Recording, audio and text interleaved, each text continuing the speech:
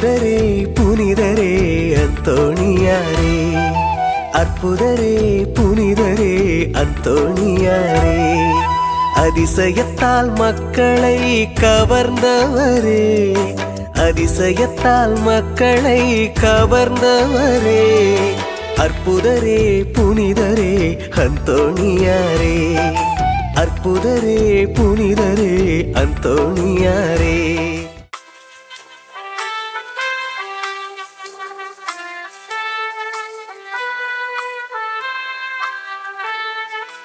ஆலயமணி ஓசை கேட்ட ஆண்டவரின் இல்லம் வாருங்கள்,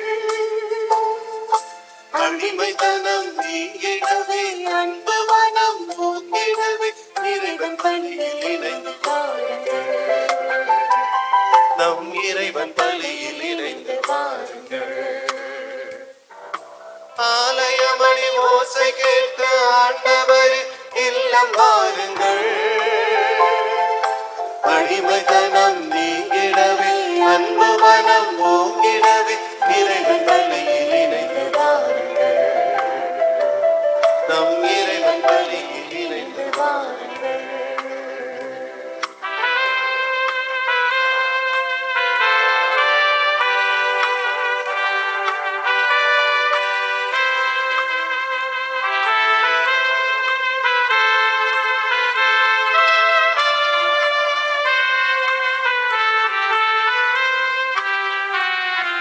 சோர்ந்த வாழ்வை சுமங்களாக்க இறைவன் வருகின்றார், இதயம் பொங்கும் நினைவுகளை எண்ணில் பொழுகின்றார். சோர்ந்த வாழ்வை சுமங்களாக்க இறைவன் வருகின்றார், இதயம் பொங்கும் நினைவுகளை எண்ணில் பொழுகின்றார். பகிர்ந்து வாழும் பலியின் பொருளை இங்கு காணுவோம், பகிர்ந்து வாழும் பலியின் பொருளை இங்கு காணுவோம். இனி உண்மை அன்பில் உலகை வெல்லுவோம், இனி உண்மை அன்பில் உலகை வெல்லுவோம். ஆலயமணி ஓசை கேட்டு ஆண்டவரின் இல்லம் வாருங்கள், அடிமைத்தனம் நீங்கிடவே அன்பு மனம் ஓங்கிடவே இறைவன் பலியில் இணைந்து வாருங்கள், நம் இறைவன் பலியில் இணைந்து வாருங்கள்.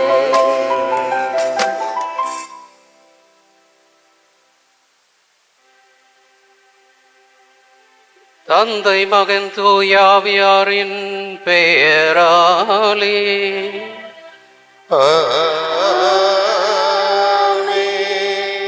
நம் ஆண்டவராய் இயேசு கிறிஸ்துவின் அருளும் கடவுளின் அன்பும் தூயாவியர் நட்புறவும் உங்கள் அனைவரோடும் இருப்பதாக. ஆன்மாவோடும் இருப்பதாக. இறையேசுவில் அன்பார்ந்த சகோதர சகோதரி, நம்முடைய வாழ்க்கை பயணத்தில் பல வகையான சூழ்நிலைகளை நாம் சந்திக்க வேண்டியிருக்கின்றது. அந்த நேரத்தில் நான் எப்படி நம் வாழ்க்கை பயணத்தை தொடர வேண்டும் என்று நாம் நினைக்கின்ற பொழுது பல வகையான துன்பங்களுக்கு துயரங்களுக்கு ஆளாக நேரிடலாம். ஆனால் அதே நேரத்தில் இறைவன் மீது நம்பிக்கை கொண்டவர்களாக நம்முடைய வாழ்க்கை பயணத்தை நாம் தொடர்கின்ற பொழுது அந்த இறைவன் நம்மை வழிநடத்துவார் என்பதுதான் இன்று இறைவன் நமக்கு உணர்த்த இருக்கின்றார். ஆகிய இறைவன் மீது ஆழ்ந்த நம்பிக்கை கொண்டவர்களாக அவர் காட்டுகின்ற பாதையில் நம் வாழ்க்கை பயணத்தை தொடர இந்த திருப்பலில் சிறப்பாக ஜெபிப்போம். சகோதர சகோதரி, தூய மழலை கொண்டாட நாம் தகுதி பெறும் பொருட்டு நாம் பாவங்களை ஏற்றுக்கொள்வோம்.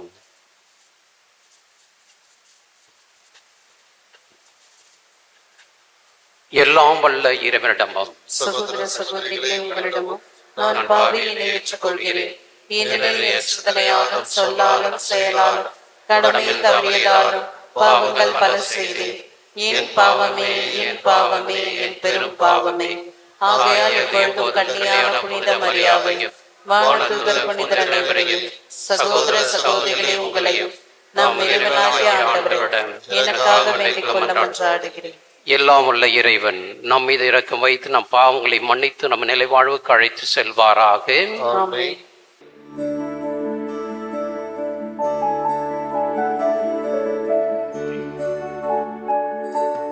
ஆண்டவரே இரக்கமாயிரும். ஆண்டவரே இரக்கமாயிரும். கிறிஸ்துவே இரக்கமாயிரும். கிறிஸ்துவே இரக்கமாயிரும். ஆண்டவரே இரக்கமாயிரும். ஆண்டவரே இரக்கமாயிரும். ஜெபிப்போமாக. என்றென்றும் உள்ள எல்லாம் வல்ல இறைவா, பொழுது அந்துடைய அரைத்தலை சிறந்த போதராகவும் எங்கள் தேவையில் பரிந்து பேசுகிறோம் மக்களுக்கு எங்களுக்கு வழங்கியுள்ளீரே. அதனால் அவரது உதவியால் நாங்கள் கிறிஸ்தவ வாழ்வின் நேர்களை கடைபிடிக்கவும் எங்களுக்கு நேரிடும் மின்னல்கள் எல்லாம் உமது உதவியை கண்டுணரும் செய்வீராக. உம்மோடு தூயாவின் ஐக்கியத்தில் இறைவனாய் என்றென்றும் வாழ்ந்து ஆட்சியிலும் திருமகளின் ஆண்டவர் இயேசு கிறிஸ்து வழியாக உம்மை மன்றாடுகின்றோம்.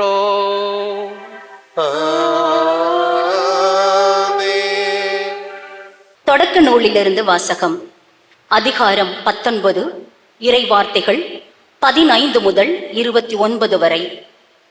அந்நாட்களில் பொழுது விடியும் வேளையில் தூதர்கள் லோத்தை நோக்கி, நீ எழுந்தீரு, உன் மனைவியையும் உன் 2 புதல்வியரையும் கூட்டிக் கொண்டு போ, இல்லையேல் இந்நகரின் தண்டனை தீர்ப்பில் நீயும் அகப்பட்டு அழிவாய் என்று வற்புறுத்தி கூறினார்கள்.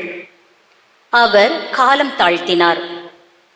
ஆண்டவர் அவர் மீது இரக்கம் வைத்திருந்ததால் அந்த மனிதர்கள் அவரது கையையும் அவர் மனைவியின் கையையும் அவர் 2 புதல்வியர் கையையும் பிடித்து கொண்டு போய் நகருக்கு வெளியே விட்டார்கள்.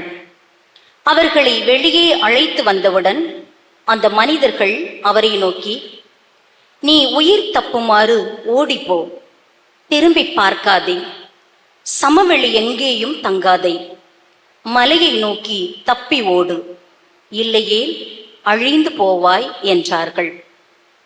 லோத்து அவர்களை நோக்கி, என் தலைவர்களே, வேண்டாம், உங்கள் அடியானுக்கு உங்கள் பார்வையில் இரக்கம் கிடைத்துள்ளது.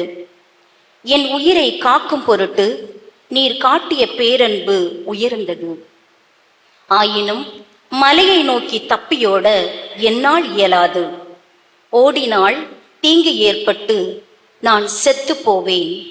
எனவே நான் தப்பியோடி சேர்வதற்கு வசதியாக இதோ ஒரு நகர் அருகில் உள்ளது. அது சிறியதாயிருக்கிறது, அதற்குள் ஓடி போக விடுங்கள். அது சிறிய நகர்தானே, நானும் உயிர் பிழைப்பேன் என்றார். அதற்கு தூதர் ஒருவர், நல்லது, அப்படியே ஆகட்டும். இக்காரியத்திலும் உனக்கு கருணை காட்டியுள்ளேன். நீ கேட்டபடி அந்நகரை நான் அழிக்க மாட்டேன். நீ அங்கு விரைந்தோடி தப்பித்துக்கொள். நீ அங்கு சென்று சேரு மட்டும் என்னால் ஒன்றும் செய்ய இயலாது என்றார். இதனால் அந்த நகருக்கு சோவார் என்னும் பெயர் வழங்கிற்று. லோத்து சோவாரை அடைந்த போது கதிரவன் மண்ணுலகின் மேல் உதித்திருந்தான். அப்பொழுது ஆண்டவர் வானத்திலிருந்து சோதோம் கொமோரா நகர்களின் மேல் கந்தகமும் நெருப்பும் பொழியச் செய்தார். அந்நகர்களையும் அவற்றை சுற்றியிருந்த சமவெளி முழுவதையும் அழித்தார். நகர்களில் வாழ்ந்த அனைவரையும் நிலத்தில் தளித்தனவற்றையும் அழித்தார். அப்பொழுது லோத்தின் மனைவி திரும்பி பார்த்தார். உடனே உப்பு தூணாக மாறினாள். ஆபிரகாம் காலையில் எழுந்திருந்து தாம் ஏற்கனவே ஆண்டவர் திருமுன் நின்ற இடத்திற்கு போனார். அவர் சோதோமையும் கொமோராவையும் சூழ்ந்திருந்த நிலப்பகுதியையும் நோக்கி பார்த்தபோது சூளையின் புகை போல் நிலப்பரப்பிலிருந்து புகை கிளம்ப கண்டார். கடவுள் சமவெளி நகர்களை அழித்தபோது ஆபிரகாமை நினைவு கூர்ந்தார். எனவே லோத்து குடியிருந்த நகர்களை அழித்தபோது கடவுள் அவரை காப்பாற்றினார். ஆண்டவர் வழங்கும் அருள்வாக்கு. இறைவனுக்கு நன்றி.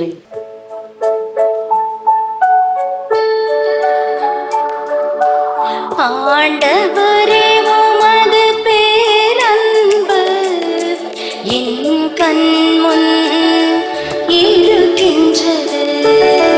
ஆண்டவரே உமது பேரன்பு என் கண்முன் இருக்கின்றது. ஆண்டவரே உமது பேரன்பு என் கண்முன் இருக்கின்றது.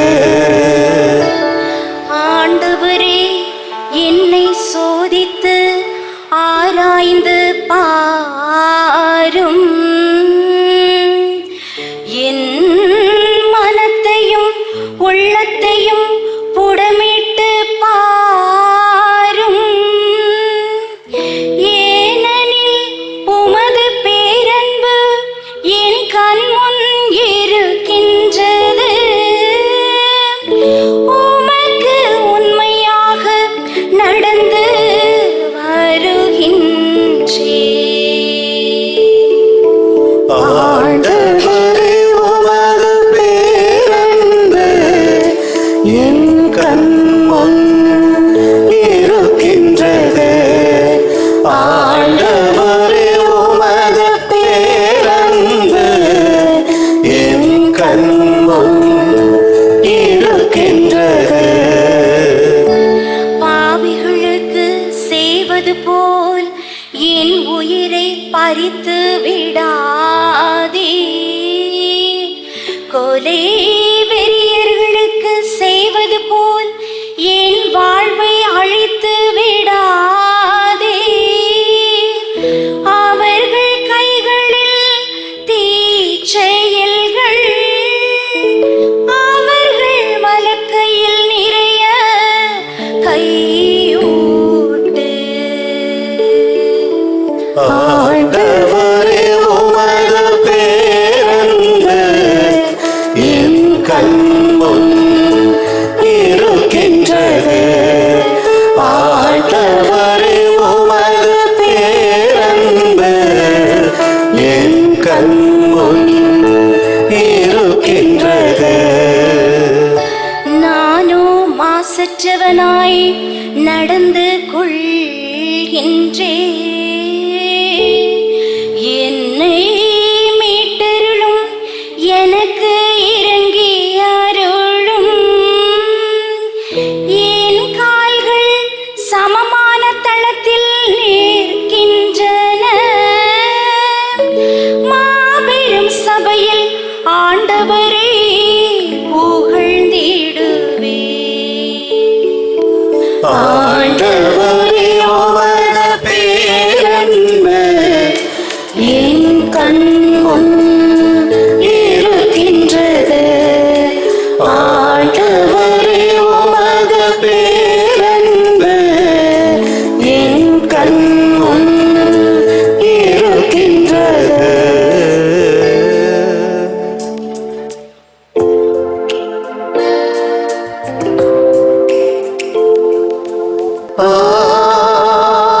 Alleluia, Alleluia,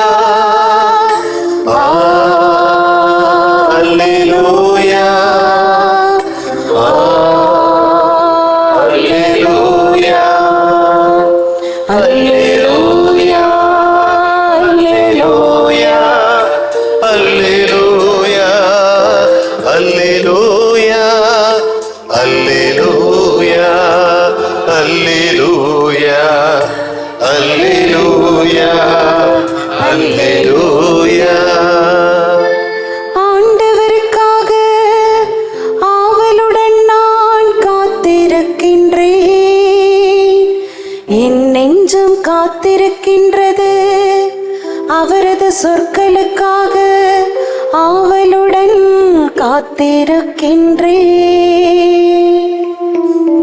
அல்லேலூயா அல்லேலூயா அல்லேலூயா அல்லேலூயா. ஆண்டவர்களோடு இருப்பாராக. உம்மாத்மாவோடும் இருப்பாராக. மத்தேயு எழுதிய தூய நற்செய்தியிலிருந்து வாசகம். ஆண்டவரே, மாற்றி உமக்கே. அக்காலத்தில் இயேசு படகில் ஏறவே அவருடைய சீடர்களும் அவரோடு ஏறினார்கள். திடீரென கடலில் பெரும் கொந்தளிப்பு ஏற்பட்டது. படகு மேல் அலைகள் எழுந்தன. ஆனால் இயேசு தூங்கிக் கொண்டிருந்தார். சீடர்கள் அவரிடம் வந்து, ஆண்டவரை காப்பாற்றும், சாக போகிறோம் என்று சொல்லி அவரை எழுப்பினார்கள். இயேசு அவளை நோக்கி, நம்பிக்கை குன்றியவர்களே, ஏன் அஞ்சுகிறீர்கள் என்று கேட்டு எழுந்த காற்றையும் கடலையும் கடிந்து கொண்டார். உடனே மிகுந்த அமைதி உண்டாயிற்று. மக்கள் எல்லாரும் காற்றும் கடலும் இவர் கீழ்ப்படுகின்றனவே, இவர் எத்தகையோரோ என்று வியந்தனர். ஆண்டவரின் அருள்வாக்கு. கிறிஸ்துவே உமக்கு புகழ். இறையேசுவில் அன்புமிக்க சகோதர சகோதரிகளே, நாம் அனைவரும் இறைவனுடைய ஆசிரை பெறுவதற்காக இந்த ஆலயம் தேடி வந்திருக்கின்றோம். நம் அன்றாட வாழ்க்கையை நாம் பார்க்கின்ற பொழுது நம்முடைய வாழ்க்கை பயணத்தில் பல வகையான சூழ்நிலையை நாம் சந்திக்க வேண்டியிருக்கின்றது. சில சூழ்நிலைகள் சாதாரணமாக இருக்கலாம், சில சூழ்நிலைகள் மோசமாக கூட இருக்கலாம். அப்படிப்பட்ட ஒரு நிலையை தான் இன்றைய நற்செய்தியில் நாம் வாசி கேட்டோம். இயேசுவும் அவருடைய சீடர்களும் படகில் பயணத்தை ஆரம்பிக்கின்றார்கள்.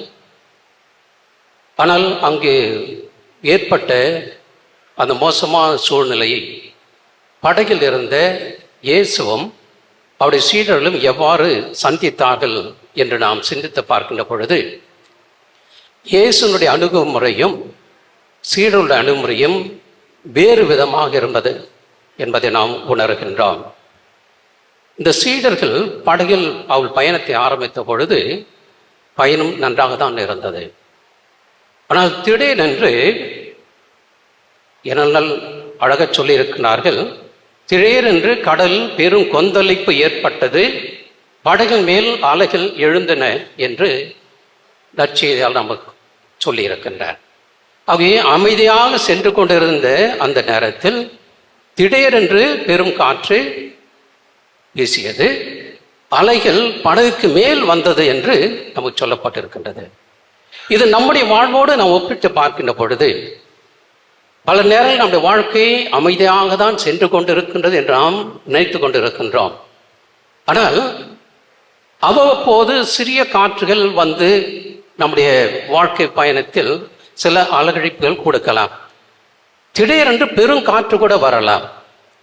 ஏன் இந்த பெரும் காற்று வந்து நம்முடைய வாழ்க்கை பயணத்தில் நம்மை தேவையில்லாத சூழ்நிலைக்கு அழைத்து செல்கின்றது, அல்லது ஒரு வகையான அச்சத்தை நம்முடைய வாழ்க்கையில் கொடுக்கின்றது?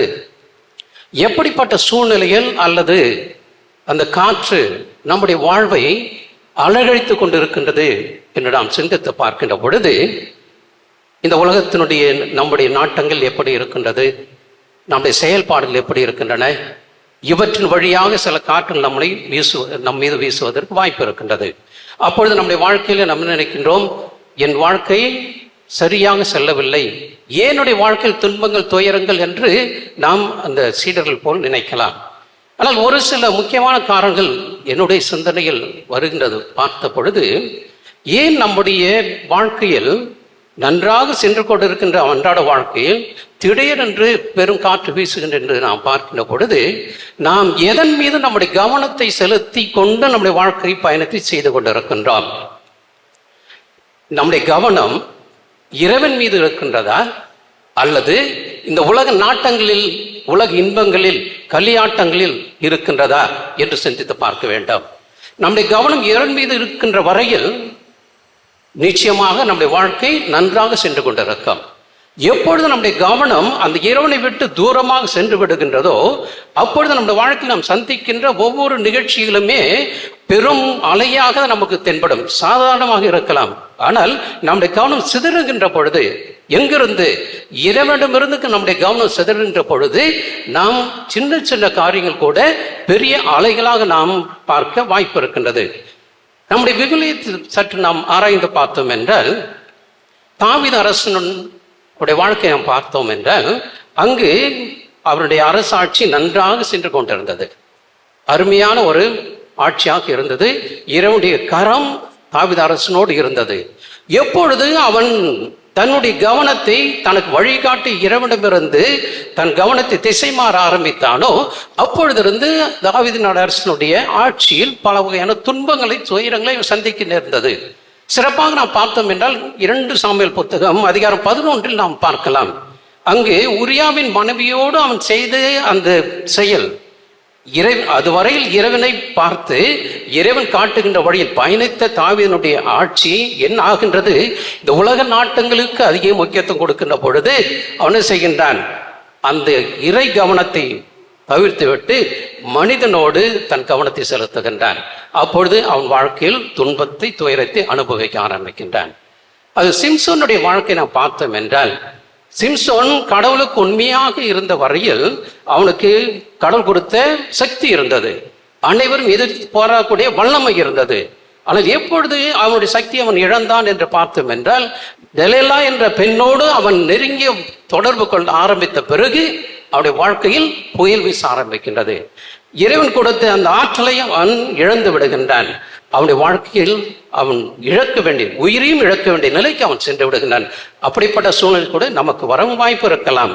அல்லது புதிய ஏற்பாட்டுக்கு வருகின்ற பேதுருடைய வாழ்க்கையை நாம் பார்க்கின்ற பொழுது, இயேசுவும் சீடர்களும் கப்பலில் பயணம் செய்து கொண்டிருக்கின்றார்கள். இயேசு பிறகு வருகின்றார்.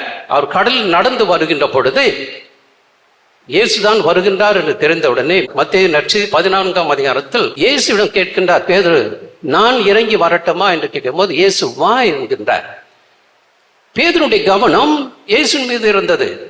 அவரை பார்த்து அவர் பயந்து செய்து கொண்டிருந்த பொழுது வரையில் அவருக்கு எந்த ஒரு அச்சமும் இல்லை. எப்பொழுது அவர் தன் கவனத்தை திசை மாற்றினாரோ அப்பொழுது அவர் பயம் வந்தது. தான் முழுக போவதாக அவர் நினைத்தார்.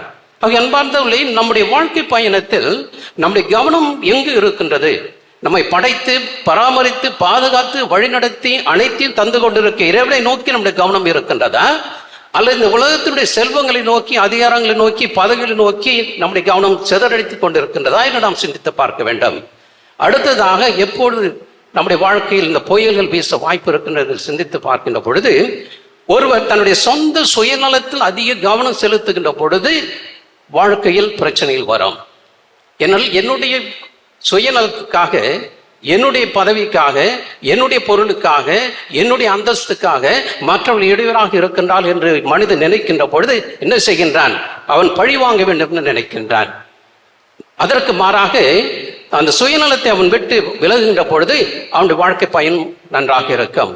இந்த சுயநலத்தோடு வாழ்ந்தவருடைய வாழ்க்கை எவ்வாறு இருந்தது என்று நாம் விவிலியத்தில் ஆராய்ந்து பார்க்கின்ற பொழுது சவுல் அரசனுடைய வாழ்க்கையை நாம் பார்க்கின்றோம். சவுல் அரசனை இறைவன் தேர்ந்தெடுக்கின்றார். 1 சாமுவேல் புத்தகம் 9ஆம் அதிகாரத்தில் 17 வசனத்தில், சாமுவேல் சவுலை கண்டதும் ஆண்டவர் அவரிடம், இதோ நான் உனக்கு சொன்ன மனிதன், அவனே என் மக்கள் மீது ஆட்சி புரிவான் என்று கூறினார். சவுல் இஸ்ராயேல் முதல் அரசனாக தேர்ந்தெடுக்கப்பட்டார். 1 சாமுவேல் 10ஆம் அதிகாரம் 1வது வசனத்தில் வாசிக்கிறோம், சாமுவேல் சவுலை தைலத்தால் அபிஷேகம் செய்த நிகழ்வு நமக்கு கொடுக்கப்பட்டிருக்கின்றது. ஆகவே சவுலுடைய வாழ்க்கையை பார்க்கின்ற பொழுது அங்கு சுயநலம் இல்லாமல் மக்களை மையமாக கொண்டு அவன் ஆட்சி செய்கின்ற பொழுது நன்றாக இருந்ததனுடைய ஆட்சி பயன் நன்றாக இருந்தது. ஆனால் எப்பொழுது அவன் தன் மீது கவனத்தை செலுத்த ஆரம்பித்தானோ, தன் தேவைகளை அவன் பூர்த்தி செய்ய ஆரம்பித்தானோ, அவன் வாழ்க்கையின் துன்பங்கள், துயரங்கள் சந்திக்க ஆரம்பித்தான். சுயநலத்தினால் எவ்வாறு நம்முடைய வாழ்வும் அழுகழிக்கப்பட வாய்ப்பு இருக்கின்றது என்று இறைவன் நமக்கு உணர்த்துகின்றார். பரிசேயர்கள் மரண அருகிலுடைய வாழ்க்கை நாம் பார்த்தோம் என்றால் மிக தெளிவாக நமக்கு கொடுக்கப்பட்டிருக்கின்றது. அவர்கள் என்ன செய்தார்கள்? சட்டங்களை திணிப்பதிலும் பின்பற்றுவதிலும் மிக கவனமாக இருந்தார்கள். அதனால்தான் இயேசு லூக்கா நற்செய்தி 11:37-54 இறைவார்த்தைகளை வாசித்தீர்கள் என்றால் அங்கு இவர்களை ஆண்டவர் இயேசு கடுமையாக சாடுகின்றார். என்னெல்லாம் அவர்கள் சுயநலத்தோடு அவர்கள் செயல்பட்டு கொண்டிருந்தார்கள். தங்கள் சாதகமானதை எடுத்துக்கொண்டார்கள் ஒழிய மக்களுக்கு பயனுள்ளதை அவர்கள் செய்யவில்லை. ஆகவேதான் அவர்களை இறைவன் சாடுவதை நாம் அங்கு வாசிக்கின்றோம். எப்பொழுது மனிதன் சுயநலத்தோடு தன் செயல்பாடுகளை ஆரம்பிக்கிறானோ நிச்சயமாக அந்த மனிதன் தன் வாழ்க்கையில் புயல்களை சந்திக்க வாய்ப்பு இருக்கின்றது. அடுத்த யூதாசை பார்க்கின்ற பொழுது இயேசு தன்னுடைய பணிக்காக தேர்ந்தெடுக்கப்பட்ட 12 ஒருவர் யூதாஸ். துவக்கத்தில் நன்றாக தான் இருந்தார். ஆனால் எப்பொழுது யூதாஸுக்கு பணத்தின் மீது ஆசை வந்ததோ அப்பொழுது அவன் செய்கின்றான். மத்திய 26:14 பார்த்தோம் என்றால் அவன் தலைமை குருக்களிடம் சென்று இயேசுவை காட்டி கொடுத்தால் எனக்கு என்ன தருவில் என்று கேட்டான். அவர்கள் 30 வெள்ளிக்காசு கொடுப்பதாக சொன்னார்கள். எப்பொழுது அவன் மனதில் பணம் அதிகமாக ஆசை வந்ததோ அப்பொழுது அவன் வாழ்க்கையில் புயல் வீச ஆரம்பித்தது. அவனுடைய வாழ்க்கை பயணம் சிதற ஆரம்பித்தது. இறுதியாக அந்த பணத்தினாலே அவன் தன் வாழ்வையும் முடித்துக் கொள்கின்றான். என் மனிதனாகிய நாமும் இறைவன் மீது நம்பிக்கை வைக்காமல் இந்த உலக செல்வம் மீது நாட்டம் செலுத்துகின்ற பொழுது நிச்சயமாக நம்முடைய வாழ்க்கையில் புயல் வீச வாய்ப்பு இருக்கின்றது. ஆகவே என்னுடைய கவனம் இறைவன் விட்டு தூரமாக செல்லுகின்றதா அல்லது நான் சுயநலத்தோடு நான் வாழ்ந்து கொண்டிருக்கின்றேனா என்று நாம் சிந்தித்து பார்க்க வேண்டியிருக்குது. அடுத்ததாக நாம் பார்க்கின்ற பொழுது மனிதன் தன்னுடைய வாழ்க்கையில் தவறான கொள்கைகளையும் சித்தாந்தங்களையும் கடைபிடிக்கின்ற பொழுது நிச்சயமாக நம்முடைய வாழ்க்கையில் புயல் வீசும். ஒவ்வொரு மனிதனும் இறைவன் நமக்கு கொடுத்திருந்த படிப்பினைகளை போதனைகளை வாழ்க்கை கடைபிடித்து இதுதான் நம்முடைய வாழ்க்கை மதிப்பீடுகள், இதுதான் நம்முடைய வாழ்க்கை நெறிமுறைகள், இந்த பாதை தான் பயணிக்க வேண்டும் என்று இறைவன் நமக்கு கொடுத்திருக்கின்றார். ஆனால் நாம் என்ன செய்கின்றோம்? இந்த உலகம் காட்டுகின்ற பாதையில் உலகம் கொடுக்கின்ற மதிப்பீடுகள் நம் வாழ்க்கையை நாம் பயணத்தை செய்து கொண்டு இருக்கின்ற பொழுது என்ன ஆகின்றது? அந்த இறைவனை விட்டு நாம் தூரமாக வருகின்றோம். என்னால் உலகத்தினுடைய கொள்கைகள் சித்தாந்தங்கள் நம்முடைய நம்பிக்கை இழக்க செய்கின்றன. இஸ்ராயல் மக்களுடைய வாழ்க்கையை நாம் பார்க்கின்ற பொழுது இஸ்ராயல் மக்களுக்கு இறைவன் கட்டளை கொடுத்தார். அந்த கட்டளை எல்லாம் கடைபிடித்த வரையில் அவர் நன்றாக இருந்தார்கள். அந்த கட்டளை பெறுவதற்காக மோசே என்ன செய்கின்றார்? சீனா மலைக்கு செல்லுகின்றார். காலதாமதம் ஆகின்றது. காலந்தாமதம் ஆகின்ற பொழுது விடுதலை பயண புத்தகம் 32வது அதிகாரத்தில் பார்ப்போம். பொற்கன்று செய்து அதுதான் அவர்களுக்கு விடுதலை கொடுத்தது என்று அவருடைய வாழ்க்கை முறையிலே மாற்றிவிட்டார்கள். மோய்சன் வருவதற்குள்ளாக இறைவன் அவர் மீது கோபம் கொள்கின்றார். ஆகவே நம்முடைய வாழ்க்கையில் தவறான கொள்கைகளை சித்தாந்தங்களை கடைபிடிக்கின்ற பொழுது நாம் நம்முடைய வாழ்க்கையில் புயல்களை சந்திக்க வேண்டியிருக்கின்றது. கலாத்தியர் எழுத மக்கள் வாழ்க்கை பார்க்கின்ற பொழுது கலாத்தியர் 1:6 பவுலுடைய சொல்லுவார், கிறிஸ்துவின் பொருட்டு அருள் கூர்ந்து உங்களை அழைத்த அவரை விட்டு இவ்வளவு குறுகிய காலத்தில் வேறு நற்செய்தி ஏற்றுக்கொண்டீர்களே என்று பவுல் சொல்லுவார்.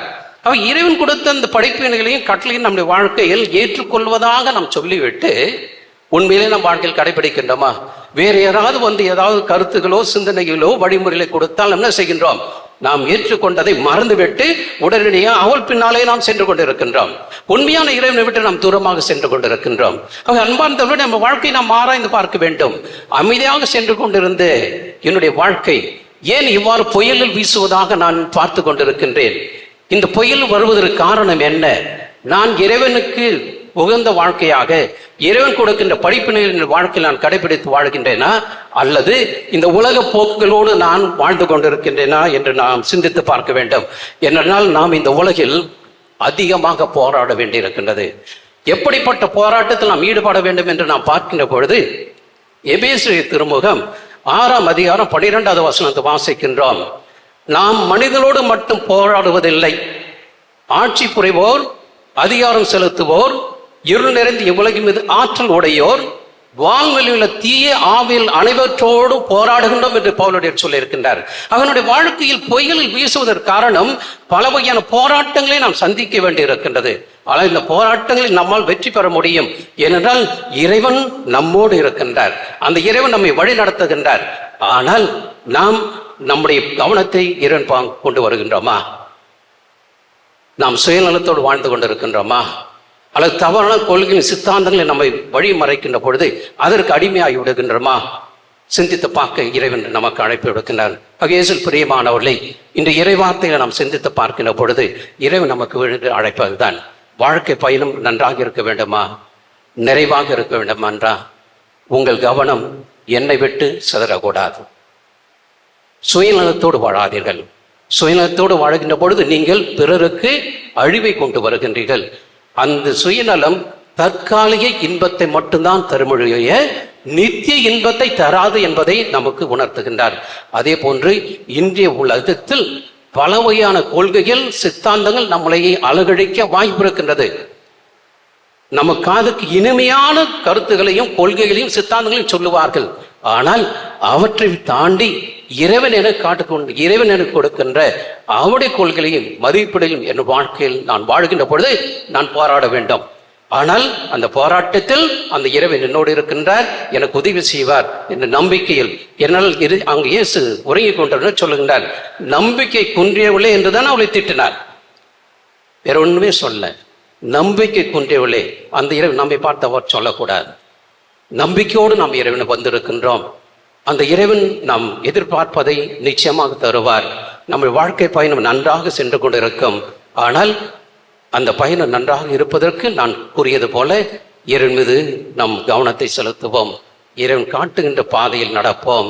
சுயநலத்தோடு வாழாமல், தவறான கொள்கையை கடைபிடிக்காமல், போராட்டம் இருந்தாலும் அந்த இறைவன் என்னோடு சேர்ந்து போராடுகின்றார் என்ற நம்பிக்கையில் நாளும் தொடர இறைவன் நம்ம ஒரு நிறைவாக ஆஸ்வதிப்பாராக. ஆமென். விசுவாசிகளின் மன்றாட்டிற்காக எழுந்து நிற்போம். நம்ம ஒவ்வொருடைய உள்ளத்திலும் பல வகையான எண்ணங்களோடு இயக்கங்களோடு வந்திருக்கின்றோம். நம்முடைய தேவைகளை எல்லாம் இறைவன் பாதம் சமர்ப்பித்து ஜெபிப்போம். விசுவாசிகளின் மன்றாட்டு. உங்கள் பதில். எல்லாம் வல்ல இறைவா, எங்கள் மன்றாட்டை கேட்டருளும். எல்லாம் வல்ல இறைவா, எங்கள் மன்றாட்டை கேட்டருளும்.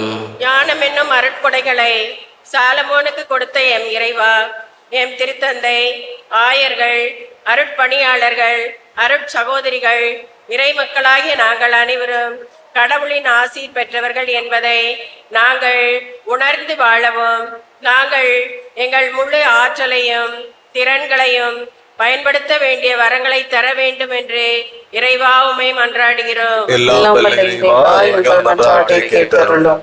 உறவுடன் வாழ ஒவ்வொருவரையும் அழைக்கும் உன்னத இறைவா, எங்கள் நாட்டு தலைவர்கள் அனைவரும் அரசின் நோக்கத்திற்காக விசுவாசமாய் இருக்கும் விதத்தில் சிறந்த திட்டமிடுதலும் பாகுபாடின்றி பணியாற்றி மக்களின் தேவைகளை பூர்த்தி செய்ய வேண்டும் என்று இறைவா உம்மை மன்றாடுகிறோம். எல்லாம் வல்ல இறைவா, எங்கள் மன்றாட்டை கேட்டருளும். இரக்கமே உருவான எம் அன்பு இறைவா, புனித அந்தோணியாரை தேடி வருகின்ற அனைத்து பக்தர்களையும் உம் பாதம் அர்ப்பணிக்கின்றோம். இவர்களின் எண்ணங்கள், ஏக்கங்கள், எதிர்பார்ப்புகள் அனைத்தும் நிறைவேறவும், துன்பங்கள், கடன் தொல்லைகள், நோய்கள், குடும்ப பிரச்சனைகள் இவை அனைத்தையும் போக்கி புனித அந்தோணியாரின் பரிந்துரையால் நிறைவேற்ற வேண்டும் என்று இறைவா உம்மை மன்றாடுகிறோம். எல்லாம் வல்ல இறைவா, எங்கள் மன்றாட்டை கேட்டருளும். ஞானமே உருவான எம் இறைவா, படிக்கின்ற அனைத்து மாணவ செல்வங்களையும் உம் பாதம் அர்ப்பணிக்கின்றோம்.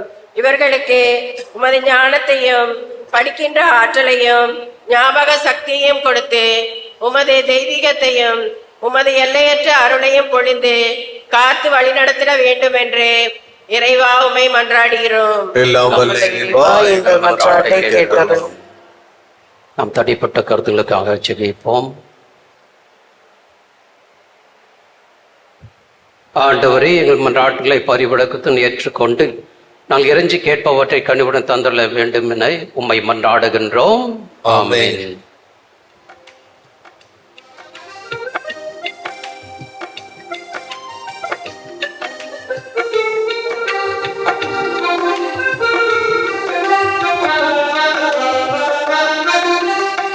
வாழ்க்கையை விட எந்தன் வளமையை விட உந்தன் அருள்நிலை ஒன்றே மேலானதே. வாழ்க்கையை விட எந்தன் வளமையை விட உந்தன் அருள்நிலை ஒன்றே மேலானதே. வாழ்க்கையில் உம்மை வாழ்த்துவது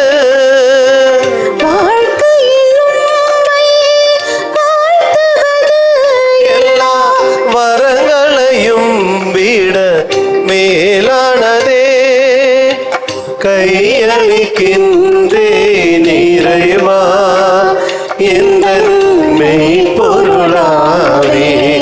அனைத்தையும் உமக்கு கையளிக்கின்றேன் இறைவா கையளிக்கின்றேன் இறைவா எந்தன் மெய்ப்பொருளாவே அனைத்தையும் உமக்கு கையளிக்கின்றேன் இறைவா. சகோதர சோதரி, என்னுடைய உங்களுடைய மானியம் பலி எல்லாம் வல்ல தந்தையாகி இறைவனுக்கு ஏற்றதாம்படி மன்றாடுங்கள். ஆண்டவர் தமது பேரின் புகழ்ச்சிக்காகவும் ஆட்சிமைக்காகவும் நமது நன்மைக்காகவும் புனித திரு அவை அனைத்து நலனுக்காகவும் உமது கைகளில் ஏற்றுக்கொள்வாராக. ஆண்டவரை புனித அந்தோனியாரின் நினைவு கொண்டாட்டத்து காணிக்களை கொடுத்து உம்மை வேண்டுகின்றோம். நம்பிக்கையாளருக்கு அமைதி ஒற்றுமையாய் கொடலை தாராளமாய் வழங்குவீராக. எங்கள் ஆண்டவராய் கிறிஸ்து வழியாக உம்மை மன்றாடுகின்றோம்.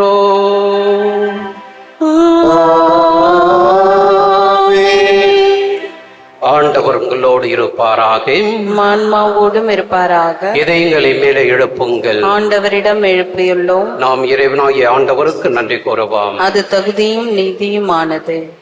ஆண்டவரே, தூயவரான தந்தையே, என்றும் உள்ள எல்லாம் உள்ள இறைவா, எங்கள் ஆண்டவராய் கிறிஸ்து வழியாக என்னாலும் எவ்விடத்தில் நாங்கள் உமக்கு நன்றி செலுத்துவது மெய்யாகவே தகுதி நீதியுமாகும், கடமையும் மீட்புக்குரிய செயலுமாகும்.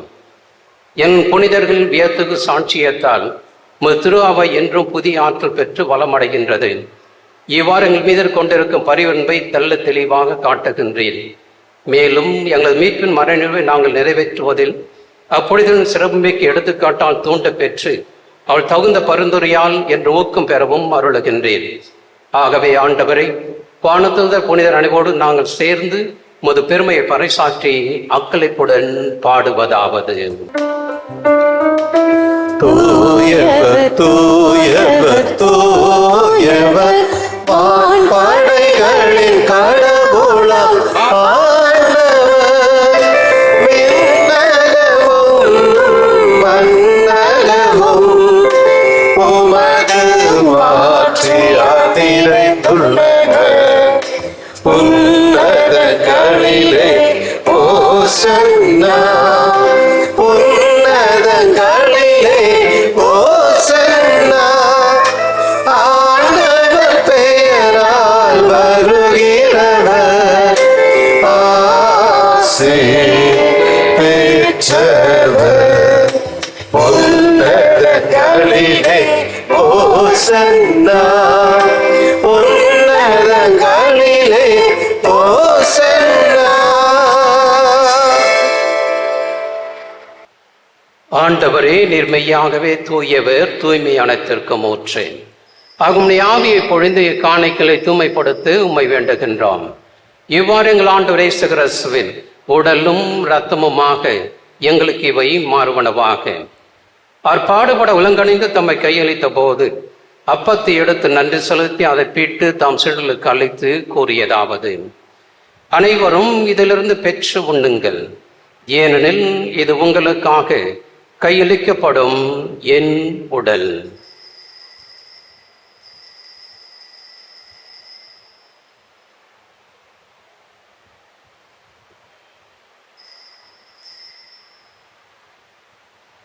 அவ்வண்ணமே இருவருந்தி அருந்திய பின் கிண்ணத்தையும் எடுத்து மீண்டும் நமக்கு நன்றி கூறி தாம் சீடர்களுக்கு அழைத்து அவர் கூறியதாவது: அனைவரும் இதிலிருந்து பெற்று பருகுங்கள், ஏனெனில் இது புதிய நிலையான உடன்படிக்கைக்குரிய என் இரத்தத்தின் கிண்ணம்.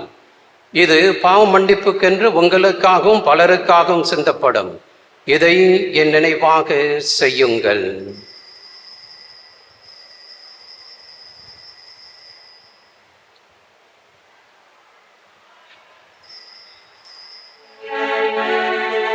நம்பிக்கையின் மறைபொருள். ஆண்டவரே, நீர் வருமளவும் உமது இறப்பினை அறிக்கையிடுகின்றோ, உமது உயிர்ப்பினையும் எடுத்துரைக்கின்றோ. ஆகவே ஆண்டவரை நாங்கள் கிறிஸ்தின் இறப்பினை உயிர்ப்பை நினைவு கூர்ந்து வாழ்தரும் அப்பத்தை மீட்பளிக்கும் கிண்ணத்தையும் ஒப்பு கொடுக்கின்றோம். உம் திருமணத்தின்படிய புரிய தகுந்த நாங்களை ஏற்றுக்கொண்டேன். எனவே உமக்கு நன்றி செலுத்துகின்றோம். மேலும் கிறிஸ்துவின் உடல் ரத்தத்தில் பங்கு உள்ள எங்களை தூய ஆவியார் ஒன்று சேர்க்க வேண்டும் என தாழ்மையுடன் மன்றாடுகின்றோம். ஆண்டவரே, உலகெங்கும் பரவிருக்கும் திரு ஆவையை நினைவு கூர்ந்தருளும். எங்கள் திருத்தந்தை லியோ, எங்கள் ஆயர் ஜார்ஜ், எல்லா திருநீராகிய அனைவரோடும் திரு அவை அன்பில் நிறைவு பெற செய்தருளும்.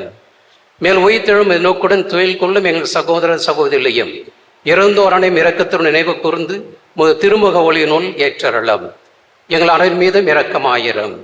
கடவுளின் கண்ணை தாயான புனித மரியா, அவருடைய கணவர் புனித யோசேப்பு, புனித திருத்தூதர்கள், இவ்வுலகில் கவுந்தராய் இருந்தோர் ஆகிய புனித அனைவருடனும் நாங்கள் நிலைவாழ்வில் பங்கு கொள்ளும் தகுதி பெற்று உம் திரும்ப நேசு கிறிஸ்து வழியா உம்மை புகழ்ந்தேத்தும் வரமருள உம்மை மன்றாடுகின்றோம்.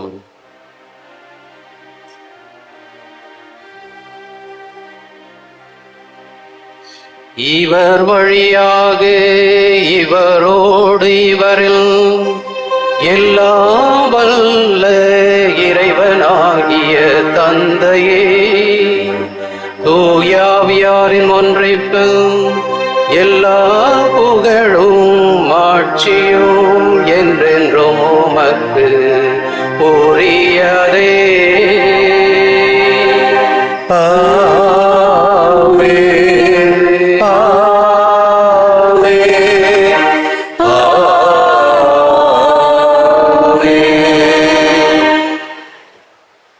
மீட்பரின் கட்டளையால் கற்பிக்கப்பட்டு இறைப்படைப்பினையால் பயிற்சி பெற்ற நாம் துணிந்து பாடுவோம். விண்ணுலகில் இருக்கின்ற எங்கள் தந்தையே, உமது பெயர் தூயதென போற்ற பெருக, உமது ஆட்சி வருக, உமது திருவுளம் விண்ணுலகில் நிறைவேறுவது போல மண்ணுலகிலும் நிறைவேறுக. உணவை இன்று எங்களுக்கு தாரும். எங்களுக்கு எதிராக குற்றம் செய்வோரை நாங்கள் மன்னிப்பது போல எங்கள் குற்றங்களை மன்னியும். எங்களை சோதனைக்கு உட்படுத்தாதேயும், தீமையிலிருந்து எங்களை விடுவித்தருளும். ஆண்டவரே, தீமனத்திலும் மனிதங்களை விடுவித்து எங்கள் வாழ்நாளின் அமைதியை கனிவுடன் அருள உம்மை மன்றாடுகின்றோம். உமது இரக்கத்தின் உதவியால் நாங்கள் பாவத்திலிருந்து எப்போது விடுதலை பெற்று யாதொரு கலக்கமின்றி நலமாயிருப்போமாக. நாங்கள் எதிர்நோக்கி இருக்கும் பேரின்பத்திற்காகவும் என் மீட்பராகிய இயேசு கிறிஸ்துவின் வருகைக்காகவும் காத்திருக்கின்றோம். ஆட்சியும் வல்லமையும் ஆட்சியும் என்றென்றும் அதே. ஆண்டவரே இயேசு கிறிஸ்துவே, அமைதி உங்களை விட்டுச் செல்கின்றேன், என் அமைதியை உங்களுக்கு அளிக்கிறேன் என்னும் திருத்தூதலுக்கு மொழிந்தீரே.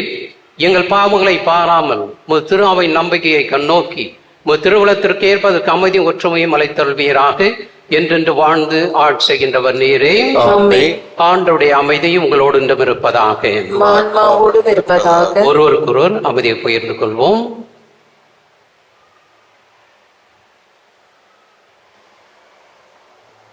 உலகின் பாவங்களை போக்கும் இறைவனின் செம்மறியே, எங்கள் மேல் இரக்கமாயிரும். உலகின் பாவங்களை போக்கும் இறைவனின் செம்மறியே, எங்கள் மேல் இரக்கமாயிரும். உலகின் பாவங்களை போக்கும் இறைவனின் செம்மறியே, எங்களுக்கு அமைதி அளித்தருளும். இதோ இறைவனின் செம்மறி, இதோ உலகின் பாவங்களை போக்குகிறவர். இந்த செம்மறியின் விருந்துக்கு அழைக்க பெற்றோர் பேறு பெற்றோர். ஆண்டவரே, நீர் நிலத்தில் எழுந்தருள நான் தகுதியற்றவன், ஆனால் ஒரு வார்த்தை மட்டும் சொல்லியிருடும், எனது ஆன்மா நலமடையும்.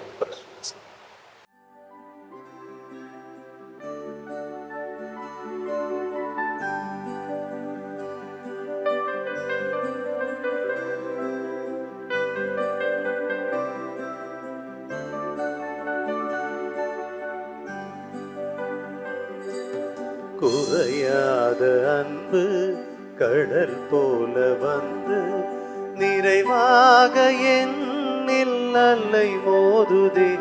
அந்த அலை மீது இயேசு அசைந்தாடி வரவே பல கோடி கீதம் உருவாகுதே. குறையாத அன்பு கடல் போல வந்து நிறைவாக என்னில் அலை மோதுதே.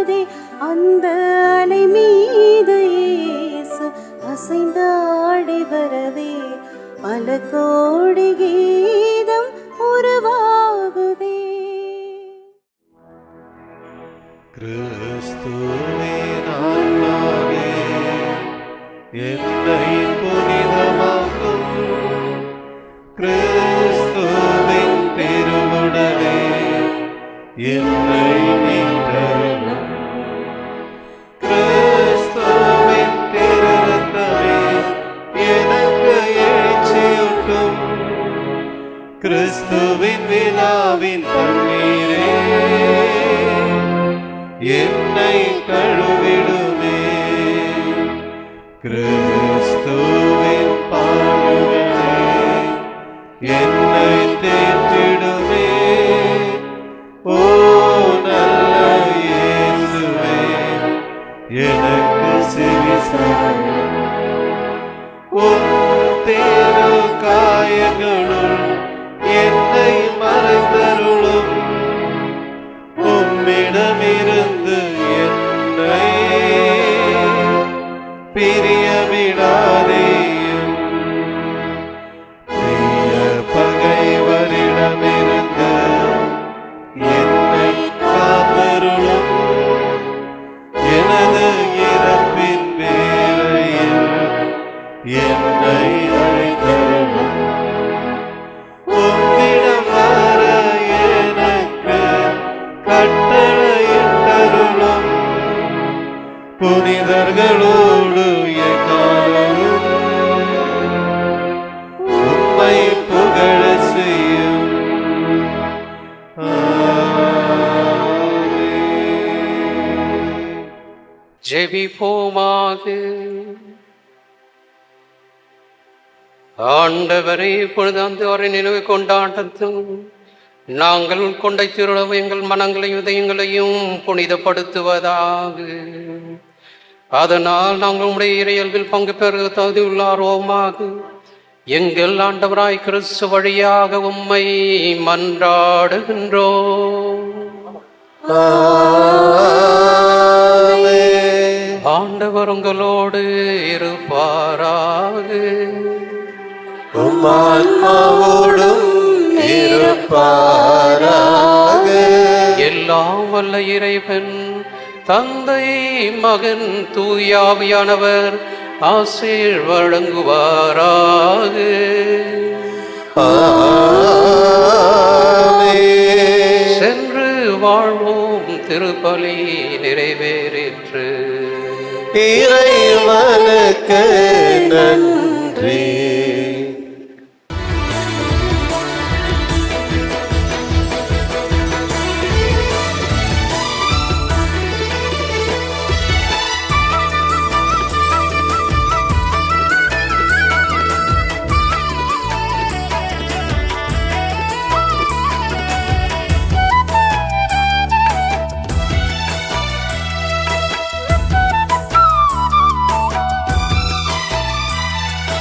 அற்புதரே புனிதரே அந்தோணியாரே, அற்புதரே புனிதரே அந்தோணியாரே, அதிசயத்தால் மக்களை கவர்ந்தவரே, அதிசயத்தால் மக்களை கவர்ந்தவரே, அற்புதரே புனிதரே அந்தோணியாரே, அற்புதரே புனிதரே அந்தோணியாரே.